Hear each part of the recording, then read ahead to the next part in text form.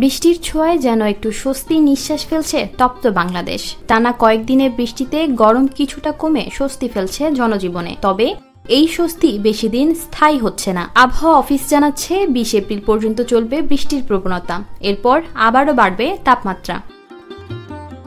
আবহাওয়া অধিদপ্তরের শুক্রবার সকাল 9টা থেকে পরবর্তী 24 ঘন্টার পূর্বাভাস অনুযায়ী রংপুর, রাজশাহী, ময়মনসিংহ, ঢাকা, খুলনা, বরিশাল, চট্টগ্রাম ও সিলেট বিভাগের অনেক জায়গায় অস্থায়ীভাবে দমকা হাওয়া, বজ্রপাত ও হালকা থেকে মাঝারি ধরনের বৃষ্টি হতে পারে। কোথাও কোথাও হতে পারে ভারী বর্ষণও।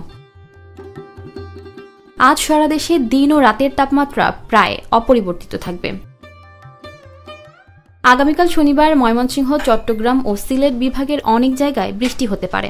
রংপুর, রাজশাহী, ঢাকা, খুলনা ও বরিশাল বিভাগের কিছু কিছু স্থানেও বৃষ্টির সম্ভাবনা রয়েছে, তবে ধীরে ধীরে তাপমাত্রা বাড়তে শুরু করবে। আবহাওয়াবিদ AKM নাজমুল হক জানিয়েছেন 20 এপ্রিল পর্যন্ত চলবে বৃষ্টি, এরপর কমতে থাকবে বৃষ্টিপাত এবং আবারও বাড়বে গরম। বজ্রপাতের সময় খোলা জায়গায় না থাকার পরামর্শ দেওয়া হয়েছে।